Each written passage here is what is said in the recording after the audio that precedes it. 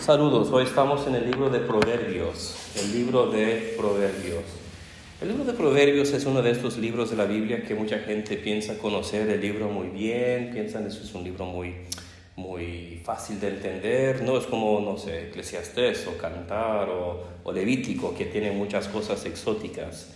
Pero vamos a ver que la creación, la redacción del libro de Proverbios, en cuanto a lo que podemos proponer, ¿verdad? Como todos los libros del Antiguo Testamento, no podemos decir definitivamente así fue, pero creo que podemos hacer unas sugerencias muy buenas que nos van a ayudar a entender este libro. Proverbios es el libro prototípico de la sabiduría de Israel. Es el libro prototípico de la sabiduría de Israel. Tenemos otros libros de sabiduría, normalmente en las categorías occidentales. También vamos a clasificar el libro de Job como sabiduría, Eclesiastés y también Cantar de Cantares, de cierta forma.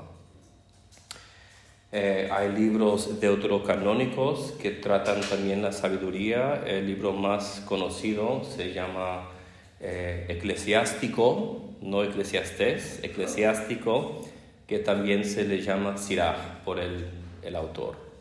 En el Nuevo Testamento tenemos un libro de sabiduría también, que es el libro de Santiago. Si van y leen el libro de Santiago, van a ver que muchos de los patrones de la forma de hablar y comunicar los podrías dejar caer totalmente en el Antiguo Testamento y quedarían bien.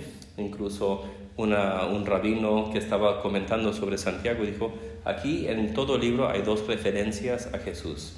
Si los quitas, el libro de Santiago podría ser una epístola de las sinagogas del primer siglo, de las sinagogas judías. Interesante. O sea que todo eso nos señala que la tradición de la sabiduría va a ser muy duradera, ¿verdad? Durante el tiempo intertestamental no vamos a tener muchos libros proféticos, de hecho no vamos a tener libros proféticos. Tampoco vamos a tener libros históricos como Macabeos, vamos a tener libros apocalípticos y vamos a tener relatos de sabiduría como Judith, como la visión a Daniel, que es Baal, Bel y Susana, y Tobías y otros libros, ¿verdad? Que se tratan de sabiduría, pero adentro de una forma narrativa. Entonces, el caso es que con comenzar Proverbios estamos ya abriendo un sendero que va a seguir durante muchos siglos y va a dar mucho fruto. Proverbios en sí menciona a Salomón y Salomón reina del 971 al 931 a.C., más o menos, como autor o coleccionista. Y aquí quiero especificar que hay otras colecciones, hay otros grupos adentro de Salmos. También hay un grupo que se llama los Proverbios de los Sabios. Capítulo 30 dice que son los oráculos de Agur y capítulo 31 de Lemuel. No sabemos quiénes son estas personas. Pero Salomón es el nombre tradicional principalmente identificado con el libro de los Proverbios. En 1 de Reyes 4 menciona que Salomón, dice esto de él, la sabiduría de Salomón superó la sabiduría de toda la gente del este y toda la sabiduría de Egipto.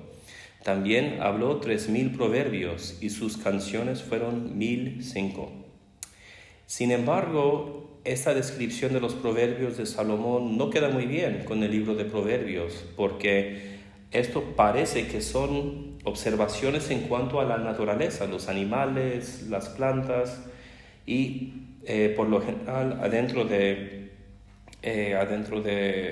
libro de Proverbios esto no es lo normal para los proverbios. Y eso lo dice en 1 de Reyes 4, proverbios sobre árboles, bestias, pájaros, reptiles y peces. Eso parece ser un tipo de protociencia o protozoología, algo así, que esos proverbios en cuanto a esas observaciones de la naturaleza no quedan con nosotros hasta hoy.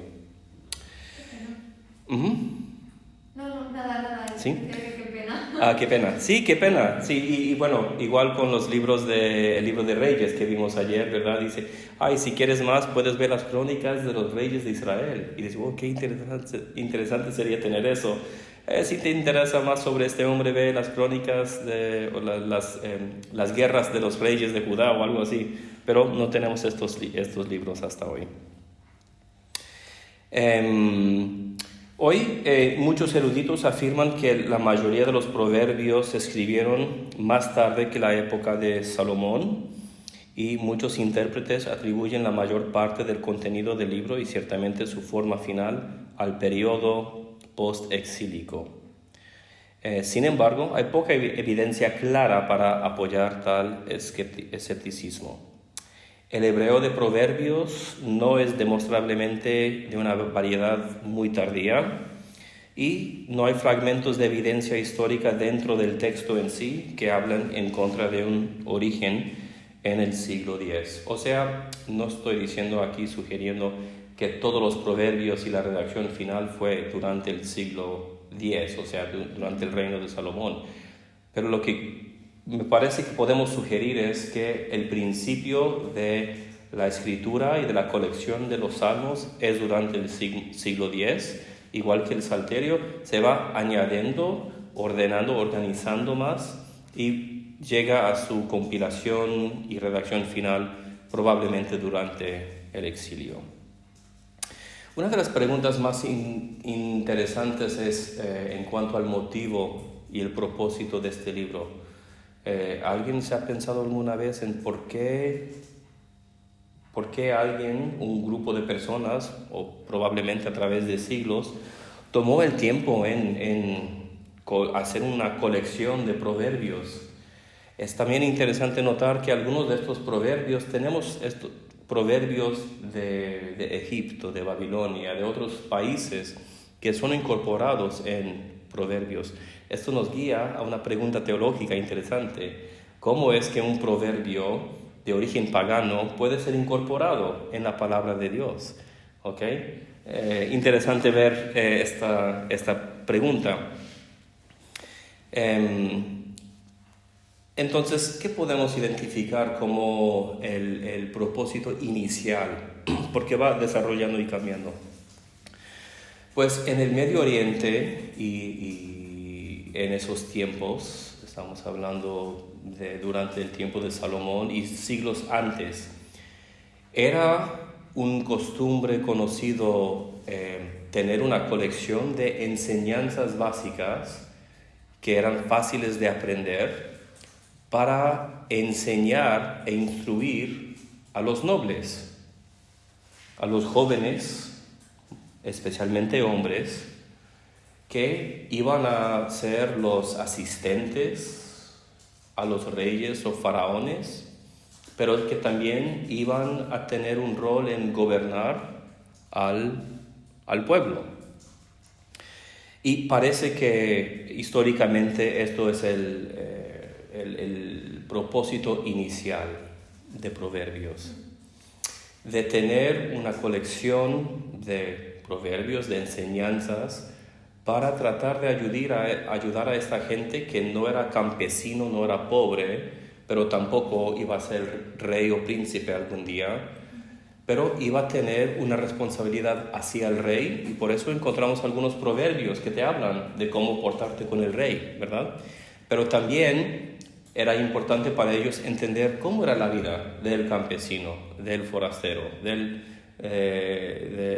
los pobres, del mercante, ¿verdad? Y por eso también habla y describe en diferentes partes cómo era la vida de esta parte de la sociedad. Interesante.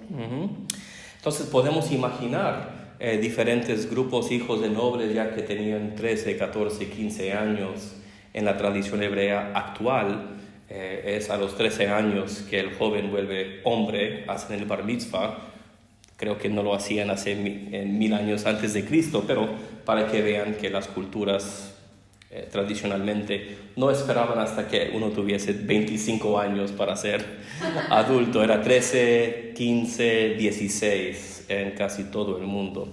Entonces podemos pensar en jóvenes de esta edad, probablemente hombres, quizás de diferentes familias nobles que se van para escuchar los proverbios ya de un anciano que ya tenía experiencia gobernando, ayudando al rey, pero también administrando a su parte del reino, fuese un pueblo, una villa o algo así, pero también que ya era anciano y ya no tenía la energía para andar con los ejércitos y andar viendo a los campesinos y cosas así, y escuchando los proverbios.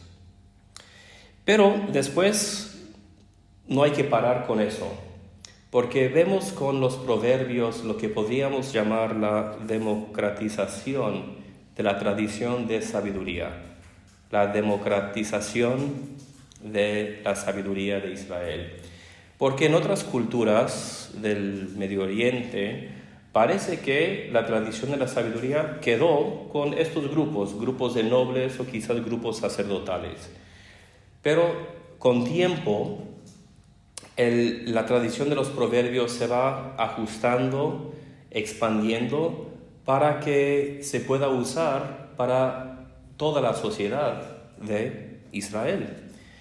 Y por eso es que vamos a encontrar fórmulas como el padre que habla a su hijo, ¿verdad? La madre que habla a su hija, no es tan común, pero se encuentra. También encontramos la figura, y esto ya es uno de los temas principales, o quizás el tema principal del libro, que es la figura de la sabiduría. Y la sabiduría es una persona, es una mujer. No es un concepto, no es simplemente el amor del conocimiento o como decimos, filosofía, es el amor de la sabiduría. Y sabiduría es poder captar la conexión inefable entre diferentes elementos del universo, alguna definición así occidental. La sabiduría tiene que ver con una capacidad, igual que una persona podríamos decir, ay, ella es muy buena para cocinar, él es muy bueno para el fútbol. Así hay que pensar en la sabiduría adentro del contorno del Medio Oriente de este tiempo. La sabiduría era una capacidad, una habilidad. Entonces en cuanto a Salomón, podemos pensar quizás Salomón inventando algunos de los proverbios, pero también podemos pensar en diferentes mercantes y embajadores llegando de tierras lejanas y diciendo, oye, hemos encontrado este proverbio, ¿verdad? O quizás Salomón podría haber sido el patrón y dicho, bueno, hay que tener una colección de la sabiduría del pueblo de Israel para la instrucción de los nobles. Y obviamente Salomón, y encontramos lo mismo con David y el Salterio, Salomón es el prototipo de la sabiduría. Así que cualquier sabiduría que existiese tenía algo que ver con Salomón. Pero regresando ahora a la pregunta de la figura, de la persona, de quién es la sabiduría, pues vemos que ella está dispuesta a clamar y llamar a todos, a los hombres, a las mujeres, a los jóvenes, a los ancianos.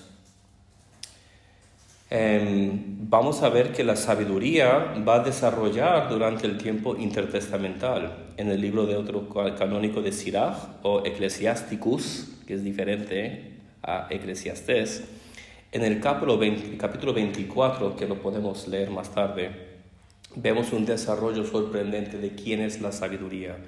También la dificultad de encontrar la sabiduría, de obtener la sabiduría, lo vamos a ver en libros como Eclesiastés y Job. Entonces esto va a ser un tema que se va a desarrollar mucho e incluso lo vamos a ver hasta en el Nuevo Testamento. Hay una bifurcación en la tradición de la sabiduría en el Nuevo Testamento. En la tradición juanina vuelve a ser el logos, porque el logos es el problema, por supuesto, es que sabiduría es una mujer, ¿verdad? Y Pablo dice, Cristo fue hecho sabiduría para nosotros. Eso 1 Corintios 1. Entonces ahí tenemos un reconocimiento de que esa tradición de la sabiduría llega a su punto final en la encarnación de Cristo. Pero no se desarrolla tanto como otras soteriologías, Probablemente porque la sabiduría es una figura totalmente femenina. En el Antiguo Testamento fue un poco quizás incómodo para tratar de desarrollar eso mucho. Pero la sabiduría también como persona, no solamente en Proverbios, pero en la otra literatura de sabiduría, es como, podríamos decir, la gerente o el manager o la mayordoma, ¿se puede decir o no? La mayordomo, el español es raro así, ¿verdad? La mayordomo... Es que normalmente no es el mayordomo el ama de llaves. Sí, precisamente de la casa de Yahvé. O sea, si uno quería tener acceso a Yahvé, tenía que ir a través de esta persona, no como intercesora, pero es que no había otra puerta, no había otro camino para llegar a la presencia de Yahvé. Incluso va a decir, por ejemplo, en Sabiduría de Salomón 7, que la sabiduría es la emanación de la gloria del Todopoderoso. Es un libro deuterocanónico, pero para que veamos que durante el tiempo intertestamental se sigue desarrollando. En resumen, no hay nada en contra y mucho que hablar a favor de fechar el comienzo de la colección de los proverbios durante el Reino Unido, quizás de Salomón, pero reconociendo que algunos de los proverbios serán de origen extranjero y quizás hasta más antiguos que ellos. Y tenemos otras colecciones de proverbios de otras culturas, de otras sociedades, y algunos de ellos son mucho más antiguos que el libro de Proverbios. Proverbios es el ejemplo por excelencia de la literatura de sabiduría en el Antiguo Testamento. Ya les he dado otros ejemplos. Uno de los problemas teológicos es relacionar la sabiduría con la Torá, ¿verdad? Y quizás no nos parece muy claro, y eso es porque no tratamos como cristianos hoy de vivir según la Torá. Pero muchos expertos en el Antiguo Testamento a través de los años han dicho, al parecer tenemos dos cuerpos diferentes, dos maneras de vivir. Tenemos los consejos de la sabiduría, y la palabra consejo es importante porque no hay leyes en la sabiduría, no hay leyes, hay consejos. Pero tenemos las leyes de la Torá. ¿Y cuál es la relación entre las dos cosas? Algunos han sugerido que simplemente tenemos dos tradiciones israelitas distintas que no tienen mucho que ver el uno con el otro. Pero en las últimas décadas ha habido una reevaluación de esta posición y podemos señalar algunos puntos que nos van a ayudar a tratar de dirigirnos a esta pregunta. El Antiguo Testamento presenta la redención de Dios como la restauración de la criatura dañada, el hombre, a su correcto funcionamiento. Esto lo hemos visto antes en nuestro estudio de Génesis. El pacto dado a través de Moisés no especifica todas las reglas de Dios. Su propósito es establecer la constitución de la teocracia, y por eso es que no lo vivimos, porque nosotros hoy no somos teocracia y además no somos judíos. La Torá quiere brindar orientación moral general y proporcionar un sistema mediante el cual el pueblo de Dios pueda conocer su perdón y recibir su perdón. Algunos principios como los de Proverbios, consejos como los de Proverbios, pueden discernirse mediante la observación sabia del mundo de Dios. Y no todos los observadores dignos provienen de Israel. Como he dicho, algunos proverbios vienen de fuera de Israel. Y aquí esto es interesante porque no como los libros proféticos y no como los libros de la Torá, ningún autor de la tradición de sabiduría dice que está hablando de parte de Dios. No tenemos la fórmula profética, así dice el Señor. No tenemos estas fórmulas de JEDP, ¿verdad? Que Yahvé dijo, el Señor dijo, o la tradición deuteronomista, Dios le dijo a Moisés esto. Interesante notar que no tenemos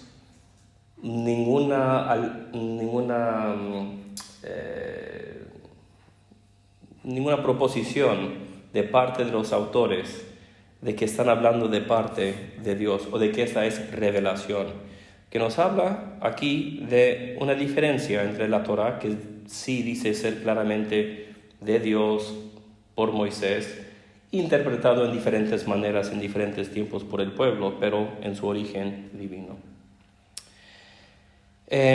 También encontramos en el libro de los Salmos algunos salmos de sabiduría. Ellos toman temas de sabiduría y los hacen parte de la himnodía, o sea, de los himnos de Israel. También hay que discernir que Proverbios basa su instrucción en el temor de Yahvé. Y eso sí es un enlace importante con la Torá, ¿verdad? Eso de temer a Yahvé, de tratar a respeto las cosas sagradas, las cosas santas. Eso me parece una conexión importante entre la tradición de sabiduría y la tradición de la Torá. ¿Se acuerdan del relato en Levítico, cuando dos de los hijos de Aarón están ofreciendo el sacrificio y dice que pusieron fuego extraño sobre el altar y sale el fuego del altar para consumir a los dos? No sabemos qué es el fuego extraño precisamente, pero el caso es que nos está hablando de un relato que nos da un ejemplo del temor del Señor. Ellos, de alguna forma, no habían demostrado este temor al Señor, que es precisamente el comienzo, el principio y la fuente de la sabiduría.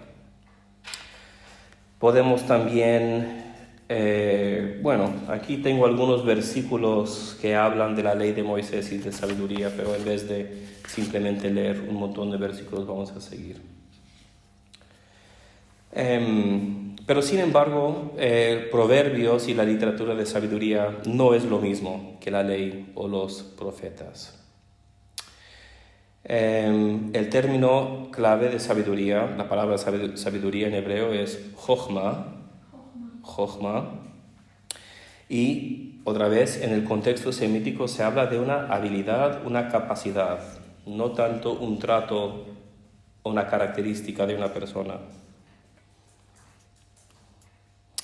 El libro nos da categorías de seres humanos.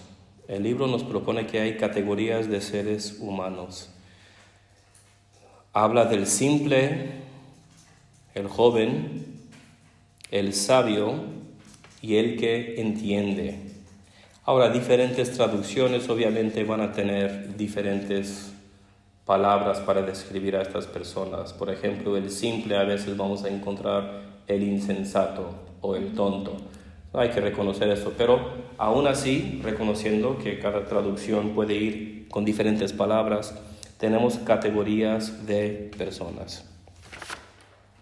Vamos a ver algunos 5 enseñanzas o temas principales que nos enseña la sabiduría en el libro de Proverbios. Proverbios cubre una amplia gama de temas de la vida diaria: diligencia y pereza, amistad, cómo hablar, el matrimonio, la crianza de los hijos, la paz doméstica, el trabajo. ¿Conocen ustedes dos algunos proverbios de memoria? No. ¿No? Bueno, algunos sí. ¿Cuál sería? 22:6. Instruye al niño su camino y cuando fuere viejo no se apartará de él. Bueno. Ok, muy bien, muy bien. También hay uno que citó mi hija anoche. Bueno, estaba tratando de citar otro, pero hay un proverbio que dice: es mejor vivir en la esquina del techo que adentro de la casa con una mujer, no sé cuál sería la palabra en español, contenciosa. O sea, una mujer que quiere antagonista, por decirlo así. Sí. Sí. Bueno, pero gracias al Señor, en este seminario no hay mujeres así que no pasa nada. Y los hombres todos sabios. Sí. Muy bien. Entonces, en cada uno de estos casos, la sabiduría nos ofrece consejo para realizar la vida del pacto en los detalles. Muestra que, como dice en 1 de Timoteo, la piedad es valiosa en todos los sentidos, ya que es prometedora para la vida presente y también para la vida venidera. Hay piedad hablando de esta vida bajo las instrucciones de la sabiduría, la vida de la persona que ha adquirido la capacidad y la habilidad de vivir sabiamente. Perdón, estamos en las 5 enseñanzas. Sí, aquí van 5 enseñanzas, eso es el prefacio. No, eso es el prefacio, perdón. La primera es que la voluntad de Dios es intensamente práctica. Vale. Y eso regresa a este concepto de que la sabiduría no es característica, es habilidad. La voluntad de Dios es intensamente práctica y se aplica a todos los aspectos de la vida del pueblo de Dios. El segundo punto es una vida vivida por la voluntad de Dios, o sea, bajo la instrucción de la sabiduría, es una vida feliz. La tercera es que es una vida feliz. El tercer punto es que también es una vida útil.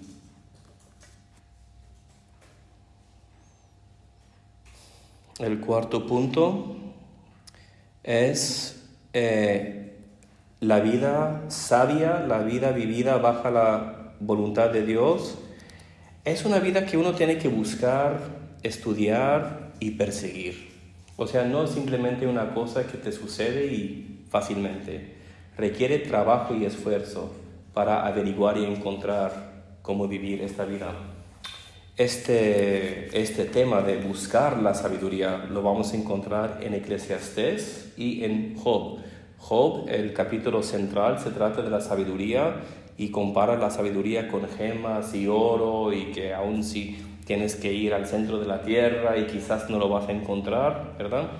Y también Eclesiastés. Al principio dice el predicador o el autor, dice, he decidido investigar estos asuntos con sabiduría, pero ya en el capítulo 7, llegando, pues no al fin, pero más de la mitad, dice, al fin y al cabo no pude obtener la sabiduría.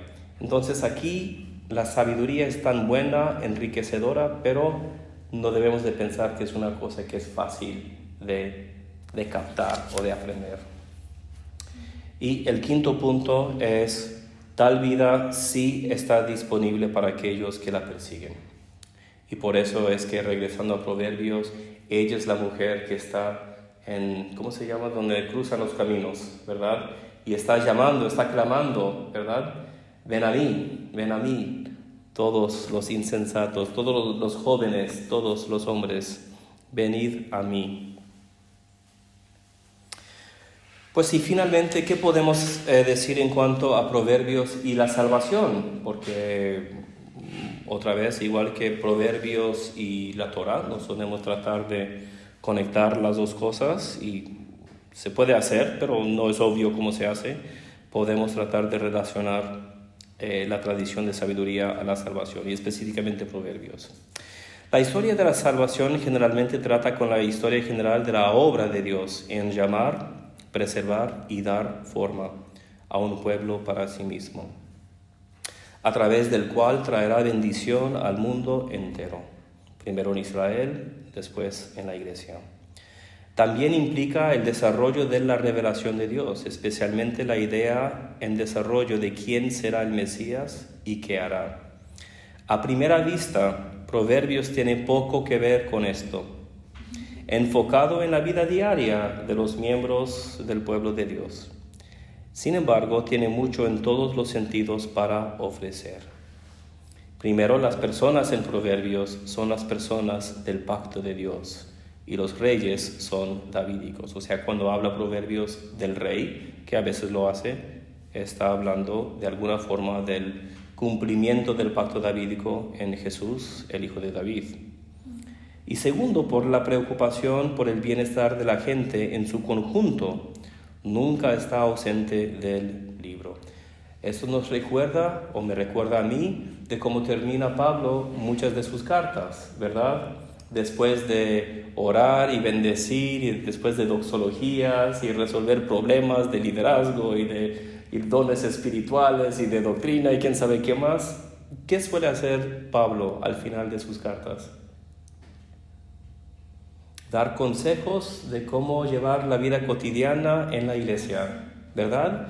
Y esto, aunque no lo hace en la forma de proverbios, como lo encontramos en Santiago, pues me parece que representa una continuación de esta tradición, de fijarse también no solamente en la vida del individual, porque muchos de los proverbios y de la sabiduría tienen que ver con toda la sociedad, la comunidad, viviendo bajo y en el shalom de Dios. Pero a diferencia de la tradición mosaica de la Torá, los proverbios tienen una relevancia que claramente va mucho más allá del pueblo de Israel. Tú podrías haber ido a un griego, a un egipcio, a alguien de Babilonia con estos proverbios y ellos reconocerían algo quizás divino, algo bueno, algo saludable para sus vidas.